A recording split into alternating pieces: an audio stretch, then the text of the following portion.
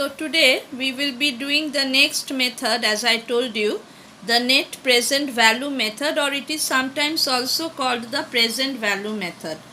Now one thing I told you, that in the payback period method, though it was simple, easy to understand and easy to calculate, it did not consider the time value of money. Now what is the time value of money? Time value of money means, that is, over time value of money changes. Okay, why does this happen? It happens because mainly the price level changes. Okay, when prices change, what happens? Purchasing power of money also changes. Okay, so in that case what happens, that is, if a person has taken a loan of say some amount and he repays after say 2 or 3 years the same amount, then the person who has loaned it out to him will lose. Why? Because in the meantime prices have increased and he would not be able to purchase a good which cost the same amount earlier. Okay, now আরেকটু বোঝাতে মানে বুঝিয়ে বলতে গেলে এইটাই যে ধরো একজন 10,000 টাকা আজকে লোন দিল কাউকে, ঠিক আছে? এবারে আরেকজন যাকে দিল সে যদি 1 বছর কিংবা 2 বছর পরে 10,000 টাকাই ফেরত দেয়, তাহলে কি হচ্ছে? যে ধার দিয়েছিল সে 2 বছর আগে যেটা 10,000 টাকা দিয়ে কিনতে পারতো সেটা আর এখন কিনতে পারবে না। কেন পারবে না? কেননা দাম বেড়ে গেছে বলে। তাহলে দাম তার মানে টাকার মূল্যটা কি হচ্ছে? দিন যাওয়ার সঙ্গে সঙ্গে টাকার মূল্যের পরিবর্তন আসছে। কেন আসছে? কেননা দাম বাড়ছে। ঠিক আছে? So that is called the time value of money, that is the value of money over time. Okay, now this fact was not at all considered in the payback period method. Okay, so even after 3 years, if the amount invested could be recovered, the producer or the investor would have been happy. Okay, now but in this method what we consider is the time value of money. Say suppose আজকে ধরো তুমি 1 বছর পরে 104 টাকা ফেরত পাচ্ছ, আর তুমি জানো যে মোটামুটি দাম 4% হারে বাড়বে, তাহলে আজকে তুমি কাউকে যদি লোন দিতে চাও তাহলে তুমি কি এক্সপেক্ট করবে? যে আগামী বছর সে অন্তত 104 টাকা 100 টাকা লোন দাও, তাহলে তুমি চাইবে যে সে নিশ্চয়ই 104 টাকা আগামী বছর তোমাকে ফেরত দিক। ওকে, তার কারণ হচ্ছে যে তুমি যদি মনে রাখো যে একটা ফর্মুলা আমরা করেছিলাম, তো এ ইজ ইকুয়াল টু, আমরা করিনি, তোমরা হাই স্কুল ম্যাথামেটিক্সে করেছো, A is equal to P plus 1 plus R whole to the power N, মানে একটা কম্পাউন্ড ইন্টারেস্টের এরকম আমরা একটা মানে করেছি। তাহলে ধরো তুমি জানো যে তুমি আগামী বছর 104 টাকা পাচ্ছ, ঠিক আছে? আর তুমি জানো যে রেট অফ ইন্টারেস্ট কিংবা রেট অফ রিটার্ন কিংবা rate of discount is equal two 4%। ঠিক আছে, তাহলে এখানে হচ্ছে এ আগামী বছর অ্যামাউন্ট পাচ্ছ, তুমি এখন কত প্রিন্সিপাল দিতে পারো সেটাকে আমি পি দিচ্ছি, 1 plus 0.04% two the power N, এখানে 1 ইয়ার, তাহলে এখানে 104 is equal two 1.04 into P, তার মানে পি এর ভ্যালুটা কি হবে? ইজ ইকুয়াল টু 100, তার মানে 104-এর প্রেজেন্ট ভ্যালুটা হচ্ছে 100 টাকা। তুমি কি করে পেলে? তুমি অ্যামাউন্টটাকে ডিভাইড করলে 1 plus R whole to the power n. সুতরাং এই যে দেখো এই অঙ্কটা আমরা করি, তাহলে আমাদের পক্ষে হয়তো বোঝাটা সোজা হবে। Suppose initial cost of a project is rupees 12,000 with a maturity period of 4 years. মানে একটা প্রজেক্টে তুমি ইনভেস্ট করলে প্রথমে বিনিয়োগকৃত রাশি হলো 12,000 টাকা এবং এই প্রজেক্টটি থেকে তুমি আগামী 4 বছর রিটার্ন পাবে।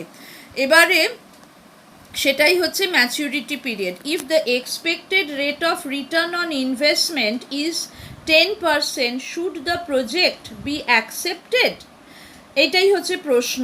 এবারে দেওয়া আছে further the cash inflow in 4 years are as follows: 2,000, 4,000, 6,000 and 8,000। এখানে একটা রেসপেক্টিভলি অ্যাড করে নিই, মানে ইয়ার 1-এ হচ্ছে 2,000, ইয়ার 2-তে হচ্ছে 4,000, এরকম করে ইয়ার 4-এ হচ্ছে 8,000। তাহলে এটা আমরা টেবলে করি, ইয়ারগুলো লিখলাম, ক্যাশ ইনফ্লোগুলো লিখলাম।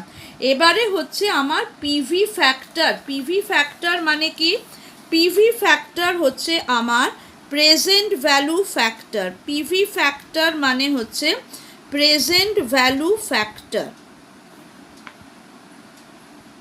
তার মানে PV factor of year 1, of year 1টা কি হবে? পিভি ফ্যাক্টর অফ ইয়ার 1 হবে 1/1 plus R whole to the power 1। তেমনি ইয়ার 2-তে হবে 1/1 plus R whole to the power 2। এরকম করে ইয়ার এনের জন্যে হবে 1/1 plus R whole to the power N. ঠিক আছে, এখানে আমাদের 4টে বছর। তাহলে প্রথমটা কি? প্রথমটা হচ্ছে আমার এখানে 10% হচ্ছে। আরেকবার একটু ওয়ার্কিংটা দেখিয়ে দিই। তাহলে 10% হচ্ছে আমার রেট অফ ডিসকাউন্ট, তার মানে ইজ ইকুয়াল টু 0.1।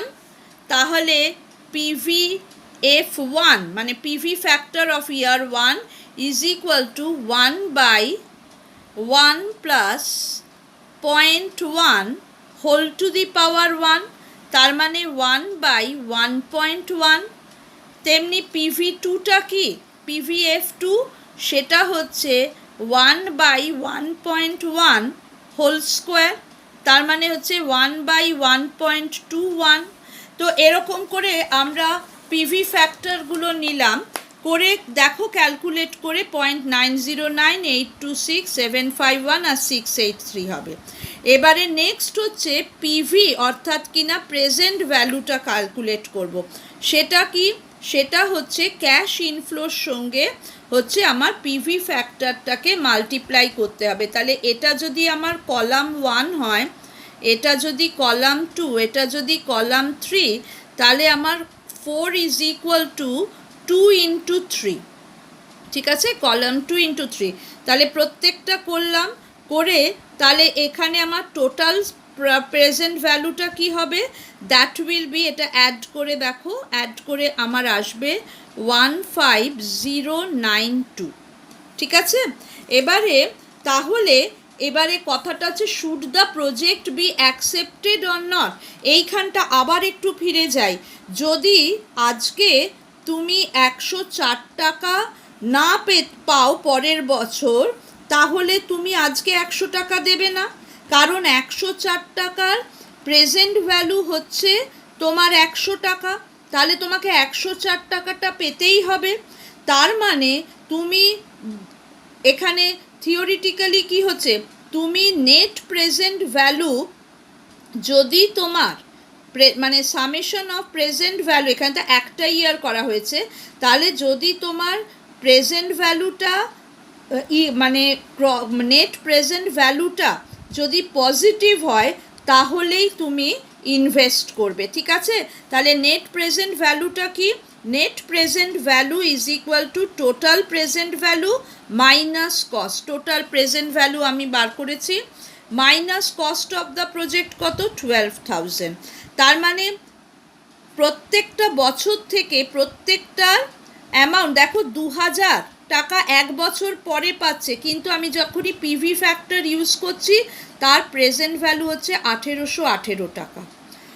8,000 টাকা ও চতুর্থ বছরে পাচ্ছে, কিন্তু চতুর্থ বছরে 8,000 টাকা তার ভ্যালু এখন যদি আমি করি সেটা হচ্ছে 5,464 টাকা।